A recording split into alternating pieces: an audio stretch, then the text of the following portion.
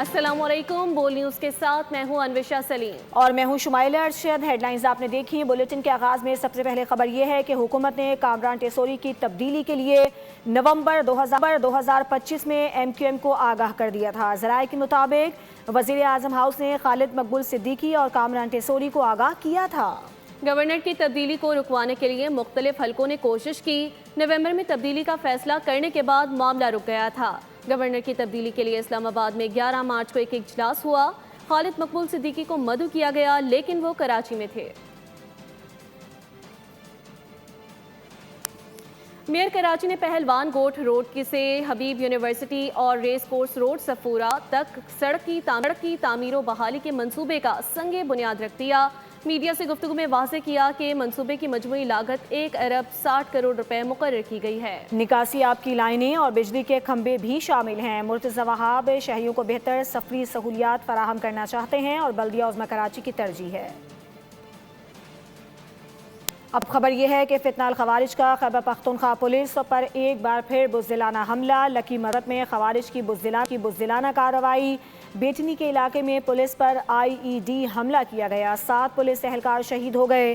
شہداء میں شادی خیل انسپکٹر صدر اعظم بھی شامل ہیں۔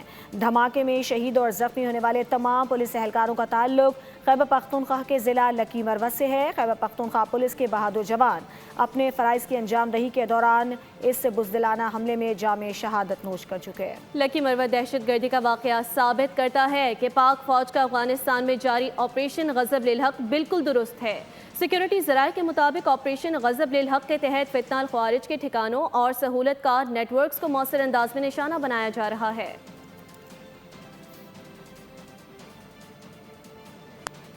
آپریشن غضب للحق جاری ہے۔ پاک افواج کے افغانستان میں کامیاب فضائی حملے۔ پاک افواج نے 12 اور 13 مارچ کی درمیانی شب صرف افغان طالبان اور فتنہ الخوارج کے دہشت گرد ٹھکانوں سمیت فوجی تنصیبات کو کامیابی سے نشانہ بنایا، جس میں 4 دہشت گردوں کے ٹھکانے تباہ کر دیے گئے۔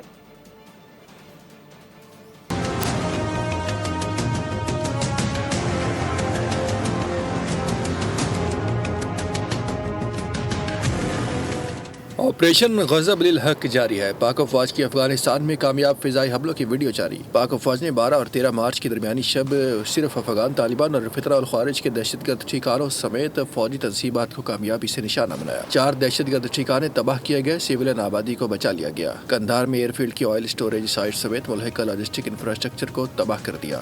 ایران پر امریکہ اور اسرائیل کی مشترکہ جارحیت کا 14واں روز ہے۔ نئے رہبر معظم آیت اللہ مجتبی خامنہئی کے دبنگ بیان کے بعد تو پاسداران انقلاب کے تابڑ توڑ حملوں نے دشمن کو پریشان کر دیا ہے۔ ایرانی عسکری قوت نے اسرائیل پر بھرپور بمباری کی۔ تل ابیب کے مرکز اور امریکی فوج کے اڈوں کو تاک تاک کر نشانہ بنایا گیا۔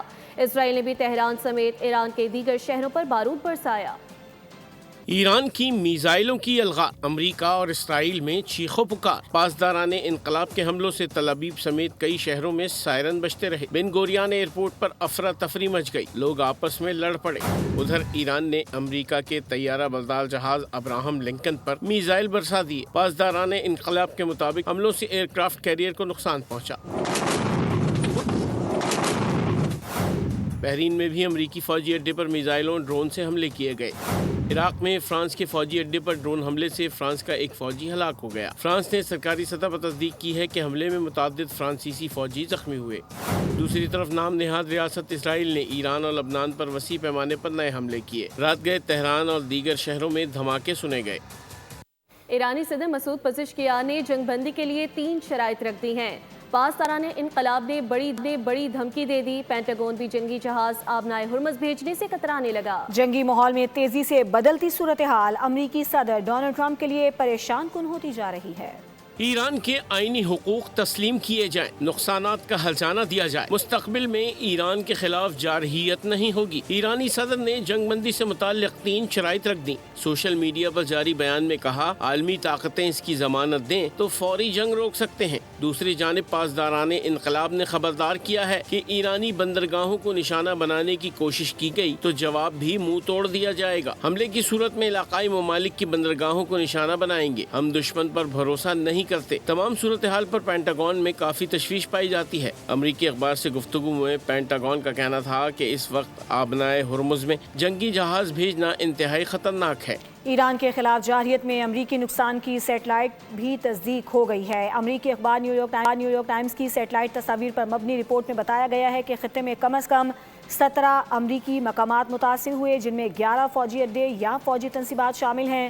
سعودی عرب میں واقع پرنس سلطان ایئر بیس اور قطر کا العبید ایئر بیس سے حملوں سے متاثر ہوئے. اسی طرح کویت کے علی علیہ السلام ایئر بیس اور کیمپ بحرنگ کو بھی نقصان پہنچا. بحرین میں موجود امریکی بحریہ کے 5th فلیٹ کے ہیڈ کوارٹرز کو بھی شدید نقصان پہنچا.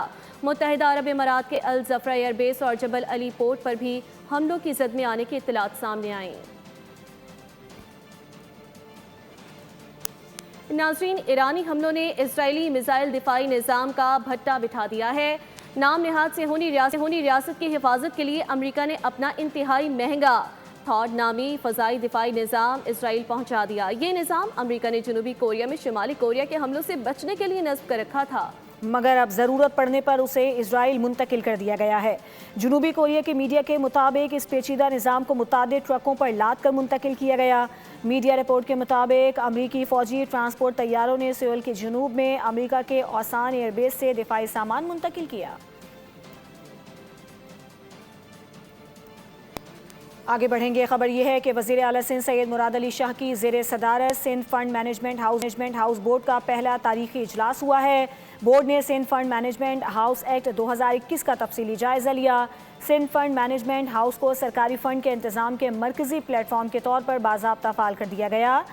SFHM کو نامزد سرکاری فنڈ کے انتظام کے لیے بنیادی ادارہ جاتی پلیٹ فارم کے اختیارات حاصل ہیں. بورڈ SFMH کے آپریشنز کی نگرانی اور سالانہ آپریشن بجٹ کی منظوری دے گا. سندھ فنڈ مینجمنٹ ہاؤس اس وقت 16 نامزد سرکاری فنڈز کا انتظام کر رہا ہے. وزیر اعلیٰ پنجاب مریم نواز کی ہدایت پر نگہبان رمضان پیکج اور Maryam Nawaz ration card programme کا سخت مانیٹرنگ سے اس کو مانیٹر کیا جا رہا ہے. صوبائی وزیر لیبر محمد منشا اللہ بٹ کا directorate of social security Lahore city کا اچانک دورہ. ڈائریکٹوریٹ میں رجسٹرڈ صنعتی ورکرز کی بائیو میٹرک تصدیق اور مریم نواز راشن کارڈ کی فراہمی کے عمل کا تفصیلی جائزہ لیا. کہا مریم نواز راشن کارڈ محنت کش طبقے کے لیے بڑا ریلیف ہے. موقع پر موجود محنت کشوں سے ملاقات بھی کی. ورکرز نے مریم نواز راشن کارڈ کے ذریعے ملنے والی سہولت پر اطمینان کا اظہار کیا. اور اب کھیل کی بات کریں گے. Pakistan cricket board PSL season 11 میں ٹکٹوں کی قیمتیں نہایت کم رکھنے پر غور کر رہا ہے. ذرائع کے مطابق میچز میں ٹکٹوں کی قیمت 300 سے 3000 روپے تک رکھنے کی تجویز دی گئی ہے. PSL 11 میں ڈیجیٹل ٹکٹ کے آپشن کا فیصلہ بھی کیا گیا ہے. مخصوص انکلوژرز کے لیے ڈیجیٹل ٹکٹ کا آپشن ہوگا. یہ آپشن کراچی، لاہور اور راولپنڈی کے میچز میں VIP اور پریمیم انکلوژرز کے لیے ہوگا. بلیٹن سے فی الوقت اتنا ہی. مزید خبروں اور اپڈیٹس کے لیے وزٹ کیجیے ہماری ویب سائٹ bolnews.com. دیکھتے رہیے بول. سبسکرائب کریں اور بیل دبائیں تاکہ کوئی خبر رہ نہ جائے.